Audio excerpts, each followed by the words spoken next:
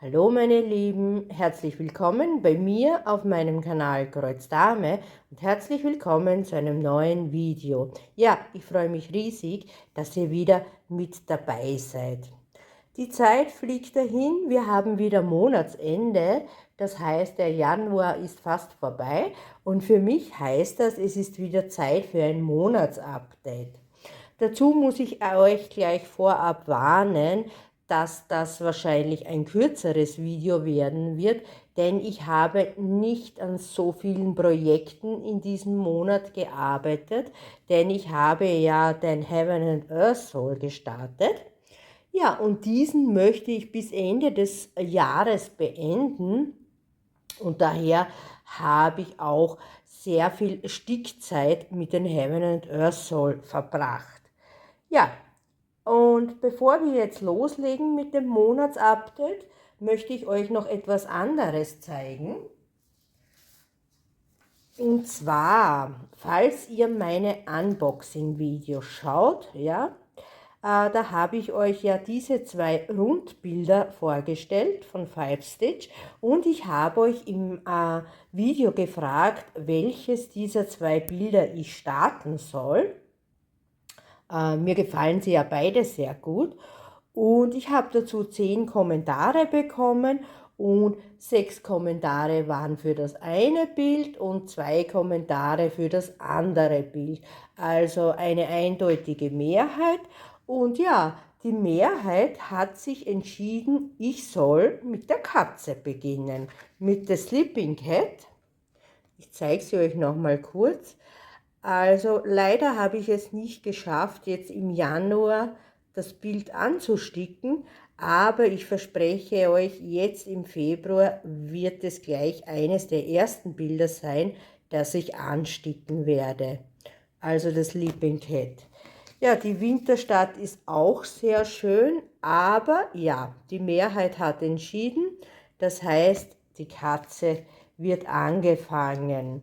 Ja, wenn ihr Interesse habt, das Unboxing zu sehen, ja, ihr findet es in meiner Playlist und der Titel heißt Runde Stickbilder. Ja, dann können wir auch schon starten mit dem Monatsupdate. Und ja, ich habe wieder einige Kreuzstickbilder für euch zu zeigen und ich habe auch ein bisschen Perlen gestickt. Ich habe 2 Finishes, auch dazu gibt es bereits ein Finish-Video und ich hatte außer den Heaven and Earth Soul noch einen Neustart. Ja, dann starten wir. Mein erstes Projekt, also ein Finish-Projekt, also ich gebe es hier jetzt links, denn rechts seht ihr wieder ein Vorherbild und ein Vorschaubild eingeblendet.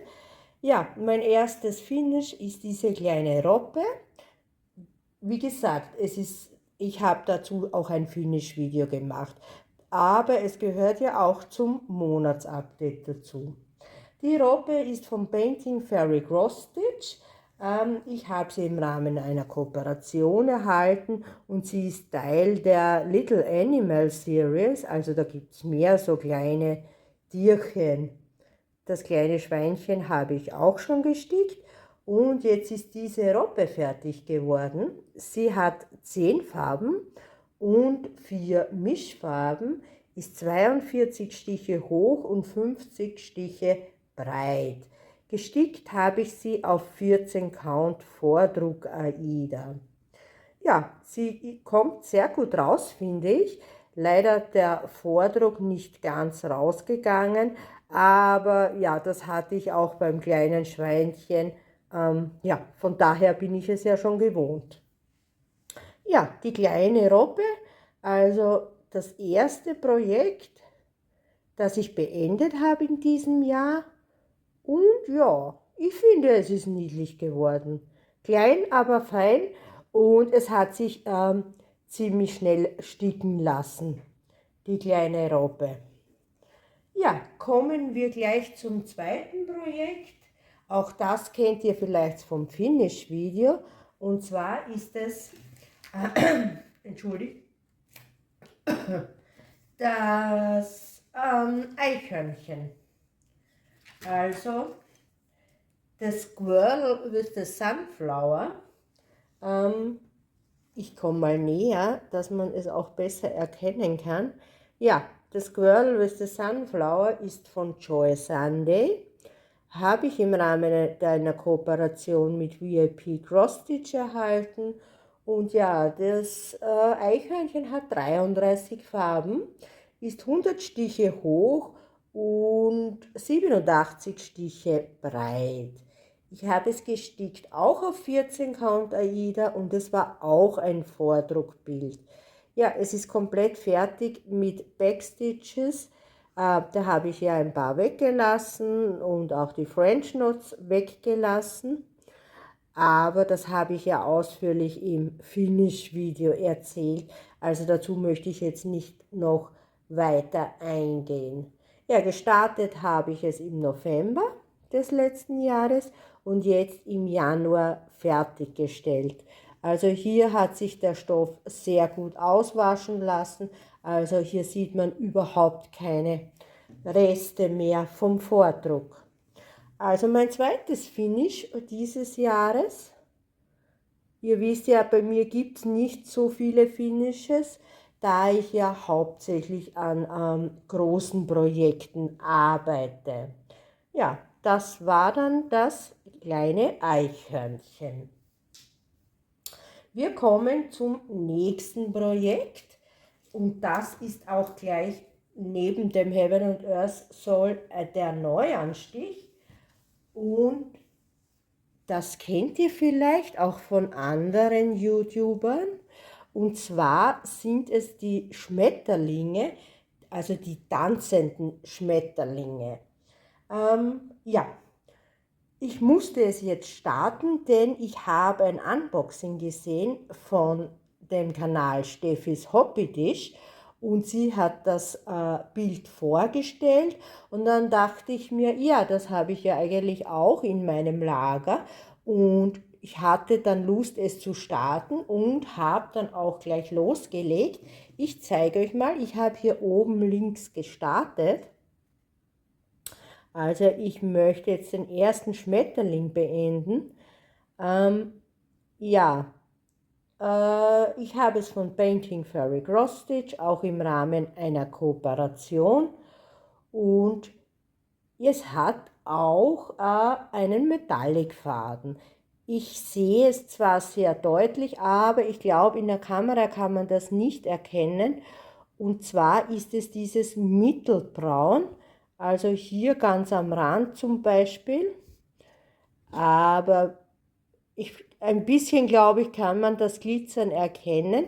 Also das ist eine Mischfarbe und ein Teil dieser Mischfarbe ist dieser goldene Metallic-Faden. Und ja, das glaube ich ist auch die einzige Stelle, also nur an diesem Schmetterling, wo dieser Metallic-Faden vorkommt. Aber ja, er kommt schon sehr gut raus, der Schmetterling. Also ich finde, es schaut schon sehr gut aus. Es ist zwar nicht sehr groß, das Motiv, aber es hat doch, es ist wirklich viel daran zu tun. Und ja, es wird 200 Stiche hoch und 140 Stiche breit und es hat 30 Farben und 6 Mischfarben. Ja, ich sticke es auf 16 Count, also man kann es auch hier sehen, 16 Count. Es ist ein Vordruckbild, wie unschwer zu erkennen ist. Das Vorschaubild blende ich euch wieder auf der rechten Seite ein. Und ja, ich möchte auf jeden Fall an diesem Bild auch sticken im kommenden Monat. Habe mir schon überlegt, ob ich es mitnehmen soll in Urlaub. Denn wie gesagt, es ist nicht sehr groß und ja, es lässt sich sehr gut sticken. Es hat hier zwischen den Schmetterlingen auch etliches an Halbstichen. Ja, es kommen auch noch etliche Backstitches dann. Ja, also ein sehr schönes Motiv. Und ja, der erste Schmetterling entwickelt sich. Und hier arbeite ich ja nicht mit packenden Fäden und ich werde hier Schmetterling für Schmetterling mich durcharbeiten. Ja, die tanzenden Schmetterlinge gestartet eben jetzt im Januar diesen Jahres. Ja, schönes Motiv. Dann kommen wir zum nächsten Projekt. Mein viertes Projekt, woran ich in diesem Monat gestickt habe. Es ist ein bekanntes Projekt und es ist der Winterfuchs. Ja, hier haben wir wieder meine packenden Fäden, also lasst euch nicht von den Fäden stören, die gehören bei mir eigentlich einfach dazu. Ja, der Winterfuchs ist eine Crop-Version, also dazu gibt es noch eine größere Version und ich habe es von der Cross Stitch Studio, so ein Zungenbrecher, habe es dort gekauft auf der Website. Und der Winterfuchs wird 280 Stiche hoch und 225 Stiche breit. Ja, er hat 96 Farben und ich sticke ihn auf 18 Count AIDA und zwar auf diesen Easy Count. Also ihr seht, wo schon die Felder eingezeichnet sind. Und ja, es ist schon sehr lange her, dass ich ihn gestartet habe. Und zwar war es ungefähr August, September 2024. Also da habe ich bis jetzt noch nicht so viel daran gestickt. Aber ja, was ist jetzt dazugekommen? Und zwar ist in diesem Bereich habe ich jetzt weitergestickt. Also das ist Seite 3. Die ist auch fast fertig, da fehlen noch ungefähr 2 solche Zehnerkästchen rein und dann ist Seite 3 fertig. Also dieses Monat sind leider nur 864 Stiche dazugekommen. Insgesamt bin ich jetzt bei 15%, also 15,92%. Und an Stichen sind das jetzt insgesamt 10.027. Ja, ich zeige euch mal, wie das so jetzt aussieht bei mir aus der Nähe. Ja, ich sticke gern auf 18 Count, besonders wenn es gezählter Kreuzstich ist. Ja, also wie gesagt, nur ein kleiner Fortschritt mit 864 Kreuzen.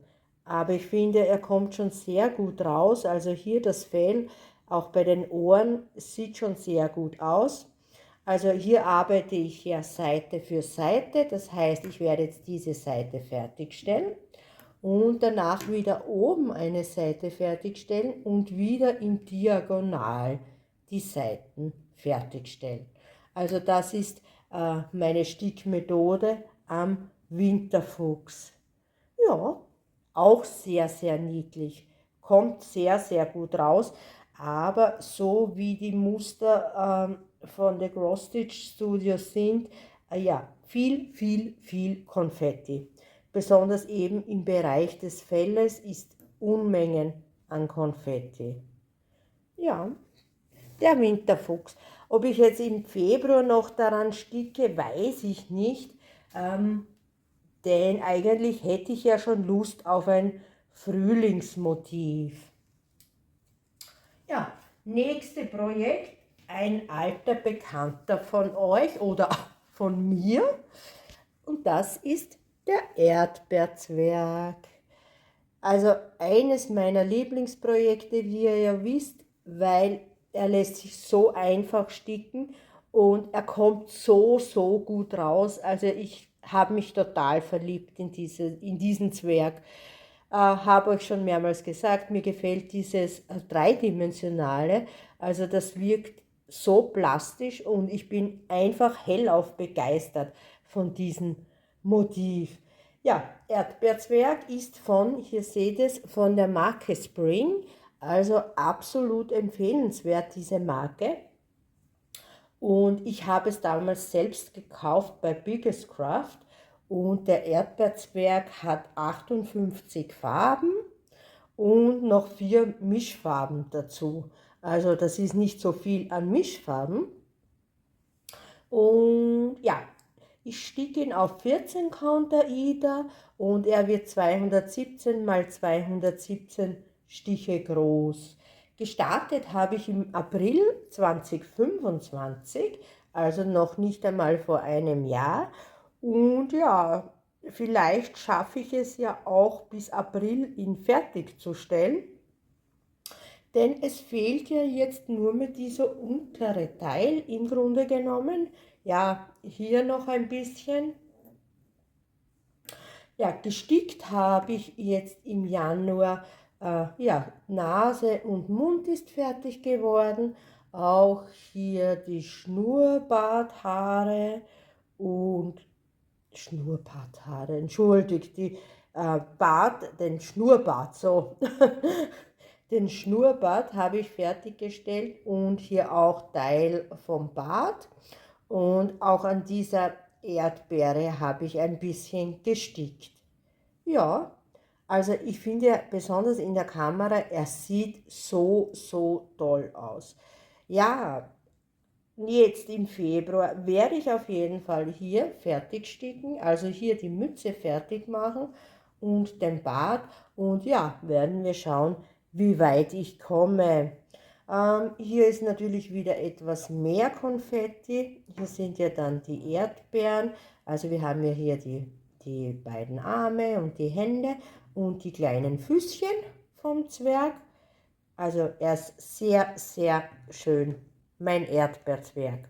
Und wie gesagt, ich spreche eine absolute Empfehlung aus für die Marke Spring und bin schon noch am Überlegen, ob ich mir nicht noch etwas von dieser Marke hole.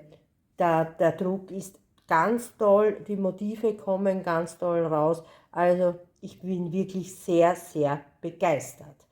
Ich muss sagen, ich habe jetzt auch fast jedes Monat daran gestickt oder war sogar jedes Monat. Ja, der Erdbeerzwerg von der Marke Spring.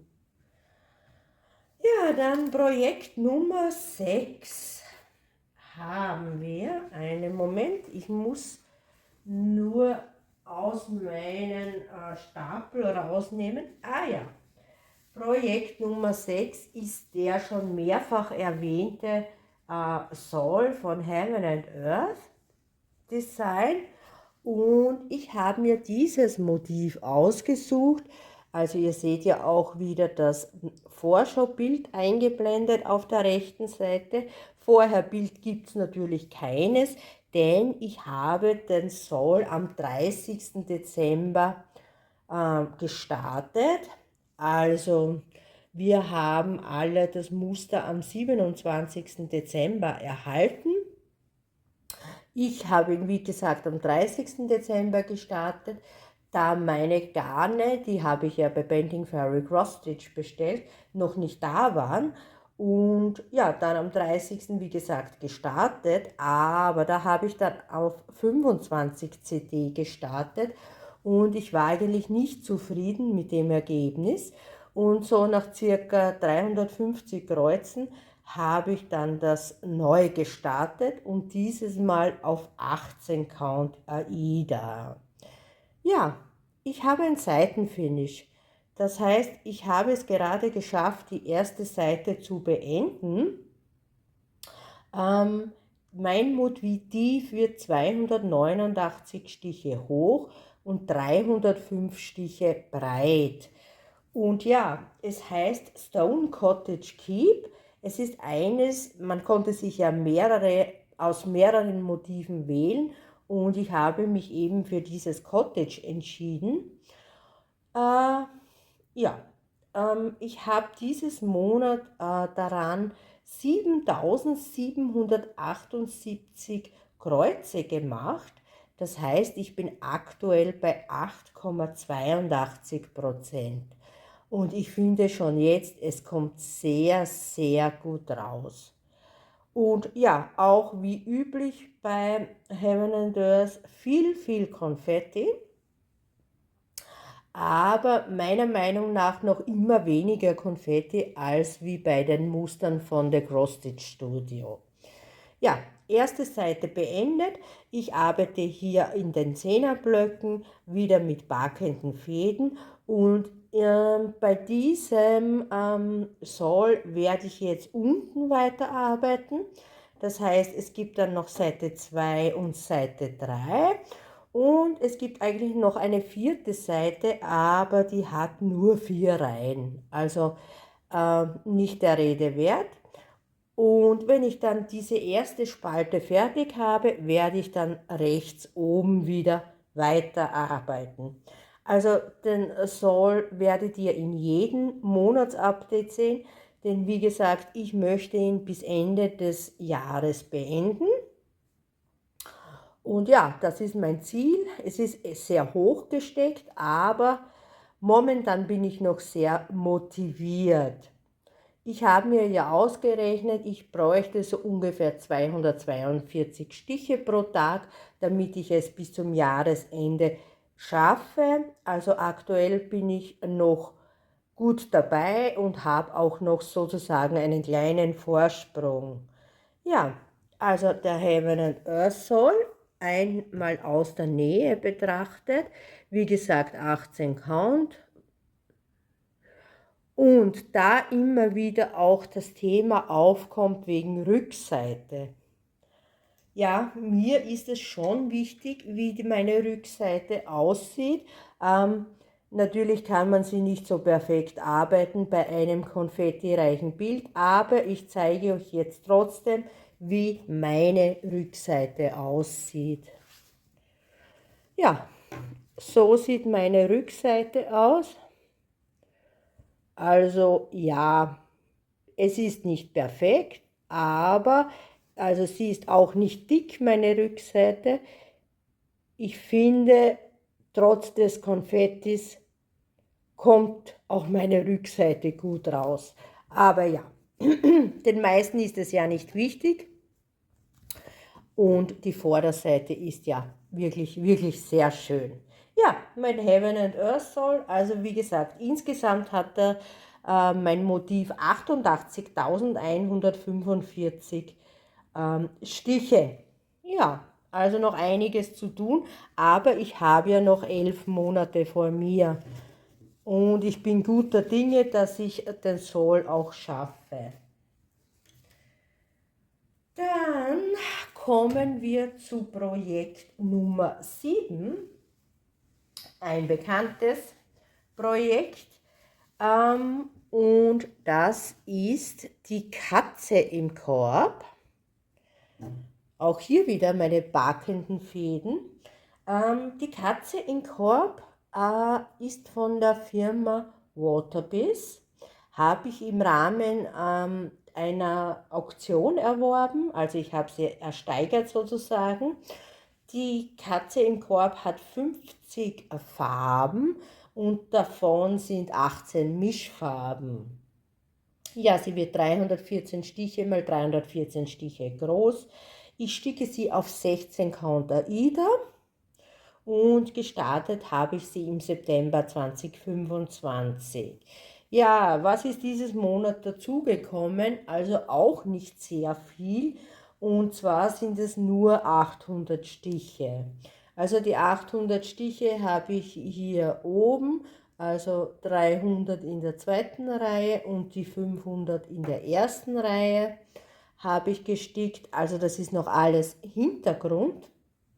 Aber man kann hier schon ein bisschen erkennen, dass hier die Bücher beginnen, also die hier liegen auf dem Regal. Und ja, dann wird es ein bisschen bunter, das Motiv. Finde ich, ist ja auch ein sehr niedliches Motiv. Ihr seht, es ist aber auch sehr groß. Also insgesamt, glaube ich, sind das 50 mal 50 Zentimeter. Ja, leider, wie gesagt, nur 800 Stiche daran gestickt. Insgesamt habe ich bereits 5800 geschafft und das sind 5,88%. Also noch einiges zu tun an dem Projekt. Hier, wie gesagt, wieder meine backenden Fäden. Und da arbeite ich jetzt so Block für Block die Reihe entlang und wechsle dann in die nächste Reihe. Also so ist der Plan für meine Katze im Korb von Waterbiz. Projekt Nummer 8. Da habe ich etwas mehr daran gestickt. Auch ein alter Bekannter, der Otter. Auch eines der Motive, die ich sehr, sehr gern mag, muss ich sagen. Der Otter ist auch vom Painting Fairy Cross Stitch.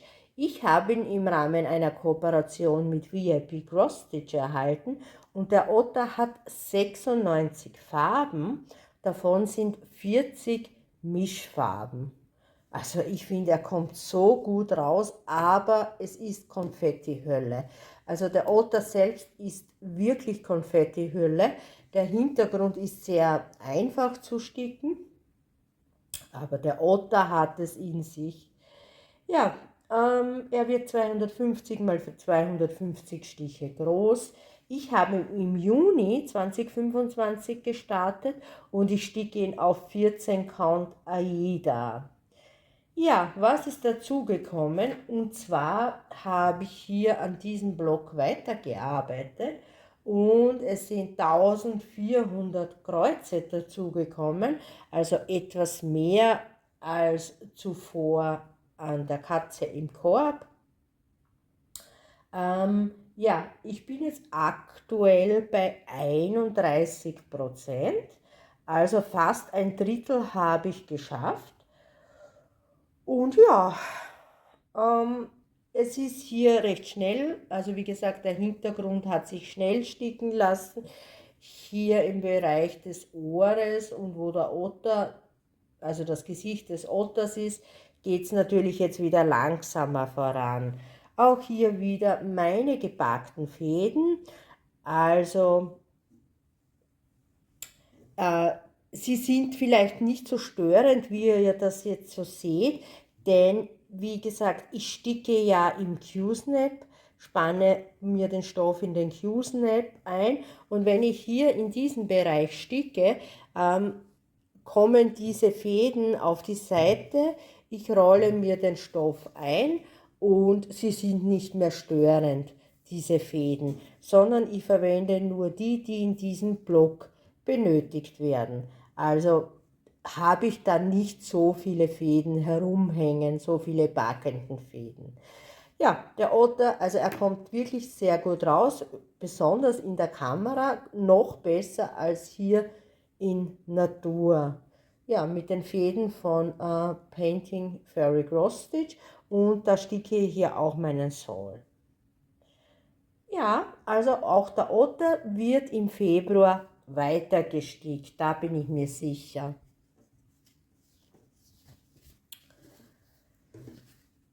Dann kommen wir zu meinem letzten Kreuzstickprojekt. Und mein größtes Projekt derzeit kennt ihr auch schon. Hier wieder die rechte Seite und ich arbeite auf der linken Seite. Ich klappe das wieder ein, weil sonst bringe ich das jetzt nicht ins Bild. Und ja, das ist der romantische Blumenmarkt, auch vom Painting Fairy Cross Stitch, auch im Rahmen einer Kooperation erhalten. Und er wird 238 Stiche hoch und 690 Stiche breit. Ja, ihr könnt hier sehen, ich sticke ihn auf 18 Count Aida und habe ihn im September des letzten Jahres gestartet. Ja, was ist dazugekommen? Auch nicht sehr viel dieses Monat, leider, weil es gefällt mir eigentlich sehr gut, wie er rauskommt. Und zwar habe ich 700 Stiche daran gestickt. Das heißt, ich habe hier in diesem Bereich hier unten die Markise gestickt, also die ist jetzt fast fertig, und danach kommen wir hier zu dem Schirm und den ganzen Blumen. Und bei diesem Bild arbeite ich mich Spalte für Spalte voran, da das Bild ja extrem breit ist, dachte ich mir, ich mache diese Spalten, ja, auch hier mit backenden Fäden. Es ist für mich einfach die beste Stickmethode, das Fädenbaken. Ja, aktuell habe ich tatsächlich 5% bereits geknackt. Also ich bin bei 5,23%. Und das, was ihr hier seht, es sieht sehr wenig aus, aber das sind 8600 Kreuze. Ja, ja, gefällt mir sehr gut, der Blumenmarkt. Auch an dem möchte ich jetzt im Februar weitersticken. Ja, wie gesagt, das waren meine Kreuzstickprojekte, und dann habe ich ja aktuell noch 3 Perlenstickprojekte. Und das erste Perlenstickprojekt, das ich euch zeigen möchte, ist mein Dokareva. Und zwar hier ist es. Es ist die Katze im Schneeballstrauch. Ja, ich habe es gekauft bei Lieblingsperlen. Und ja, sie hat 47 Perlenfarben, wird 402 Perlen hoch und 230 breit. Gestartet habe ich sie im November des letzten Jahres. Und ja, aktuell bin ich noch immer auf Seite 1. Also ja, ich habe nicht so viel daran gearbeitet, denn es sind auch dieses Monat nur 900 Perlen dazugekommen. Obwohl das Motiv gefällt mir noch immer sehr, sehr gut, aber ich bin doch in erster Linie ein Kreuzsticker und nur in zweiter Linie Perlensticker. Ja, wie gesagt, 900 Perlen, die dazugekommen sind. Aktuell bin ich bei 3,95%. Es fehlen da noch in etwa 20 Reihen, also doch noch einiges, dass ich die erste Seite fertiggestellt habe. Insgesamt, was ihr hier seht, sind das 3660 Perlen. Ja, wie gesagt, Seite 1. Ich habe ja keinen Stress dabei. Hin und wieder, wenn ich Lust habe, arbeite ich daran. Aber ja, in erster Linie kommen halt meine Kreuzstickprojekte dran und nur dann in zweiter Linie meine Perlenstickprojekte. Aber es kommt wirklich sehr gut raus, und ich zeige es euch nochmal aus der Nähe. Die Perlen sind ja der Wahnsinn. Also diese Preziosa-Perlen, sie glitzern. Es ist wirklich, wirklich toll. Ja, Projekt Nummer 1 von den Perlenstickprojekten war jetzt die Katze im Schneeballstrauch. Das zweite Perlenstickprojekt, auch das habt ihr schon oftmals gesehen, und das sind meine Perlenvögel. Die habe ich bei WP Cross Stitch gekauft. Sie haben 38 Farben, und zwar ist das auf 11 Count, und es sind die transparenten Perlen. Es wird 248 Perlen hoch und 177 breit, gestartet im August 2025, und ja, dieses Monat sind tatsächlich, zu meiner Schande, habe ich nur 300 Perlen daran gestickt, und zwar im Bereich dieses Kopfes, also der Kopf des Vogels. Ja, und begonnen hier auch das Auge zu sticken, also ganz, ganz wenig. hatte auch nicht so viel Lust daran zu sticken, obwohl das wirklich gut rauskommt. Und irgendwie habe ich aber das Gefühl, dass es sich etwas verzieht. Also, obwohl der Stoff ja doch recht starr ist, habe ich das Gefühl, dass das Bild etwas schief wird. Kann durchaus daran liegen, dass man ja die Perlen mit halben Kreuzen stickt sozusagen. Und irgendwie habe ich schon das Gefühl, es wird schief. Man kann das jetzt wahrscheinlich in der Kamera so nicht erkennen.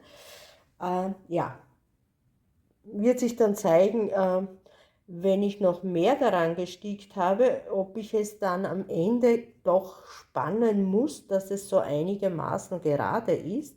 Aber ja, es gefällt mir auch sehr gut. Aktuell, was ihr hier seht, habe ich 13.090 Perlen gestickt. Und wie gesagt, es sind die transparenten Perlen. Ich sticke sie mit dem Stickgarn, mit dem mitgelieferten. Das ist ja CXC-Garn. Und es kommt wirklich gut raus. Ich bin ja gespannt, wie es dann aussieht, wenn man es auswäscht. Jetzt sieht man ja auch noch die Nummern durch und alles. Aber wie die Perlen dann aussehen, wenn der Vordruck weg ist. Also auf das bin ich sehr gespannt. Und ich muss sagen, für dieses kleine Stück, das hier ist, es ist schwer. Das Bild ist tatsächlich schwer. Ich hätte mir das nicht gedacht, aber es ist wirklich schwer. Ja, meine kleinen Vögelchen, ich möchte schon weiter daran sticken, aber ja, kommt halt immer darauf an, wie viel Lust ich habe, Perlen zu sticken. Ja, vielleicht dann mehr, wenn hier mehr Farbe ins Spiel kommt mit den Blumen und mit dem Zaun. Zurzeit war es ja doch recht einfärbig, also hauptsächlich Blautöne. Ja, und zu guter Letzt, wie jedes Mal, zu guter Letzt zeige ich euch noch meinen Perlentiger. Und hier ist er, mein Perlentiger. Ein sehr altbekannter, ich weiß jetzt gar nicht mehr, wann ich ihn gestartet habe, aber es war auf jeden Fall 2025 und ja, ich habe nur 2 Reihen gestickt. Also im Grunde genommen ist es gar nicht wert zum Herzeigen, weil es so wenig war. Aber ja, die Augen sieht man jetzt schon deutlicher. Immerhin sind es ja doch 212 Perlen gewesen und er kommt sehr gut raus. In der Kamera sieht er ganz, ganz toll aus, muss ich sagen. Und das sind ja die großen Perlen, also die 9 Count Perlen. Und ja, ich habe dann ja fast 2/3 geschafft. Also es kommen noch keine 60 Reihen mehr dazu. Also wird das hoffentlich bald fertig sein, mein Perlentiger. Ja, auch der wird dann ausgewaschen und auch da bin ich gespannt, wie er rauskommt, ob sich die Farben der Perlen dann auswaschen oder ob sie den Farbton behalten. Denn ja, sie haben sich schon ein bisschen verändert mittlerweile, aber es kommt noch immer sehr gut raus. Muss auch sagen, wie hier in der Kamera, doch deutlich besser als auch hier in Natur, der Perlentiger. Ja, mein letztes Projekt war das, meine Lieben. Wie gesagt, es war nicht so viel, darum das Video auch nicht so lang. Ja, ich sticke, wie gesagt, hauptsächlich am Heaven and Earth Soul. Und da geht natürlich sehr viel Stickzeit in das Projekt. Ja, was habe ich euch noch zu sagen? Gleich eine Vorankündigung und zwar für das nächste Monatsupdate. das wird nicht Ende Februar stattfinden, sondern erst in 2 Monaten, denn wie ihr vielleicht hier wisst, bin ich wieder im Urlaub und von daher gibt es kein Februar-Monats-Update, aber natürlich das März-Monats-Update und da werde ich euch ja wieder einiges zu zeigen haben, hoffe ich zumindest. Ja, dann möchte ich das Video beenden. Ich glaube, ich habe euch alles erzählt, ich habe euch alles gezeigt, woran ich gestickt habe. Ich bedanke mich fürs Zusehen. Wir sehen uns dann in einem nächsten Video. Weiß ich jetzt nicht, ob es ein Unboxing-Video ist oder ein Stickzeit-Video, aber ja, seid mal gespannt, was noch alles so kommt auf meinem Kanal. Ich wünsche euch eine schöne Zeit. Bis zum nächsten Mal. Tschüss.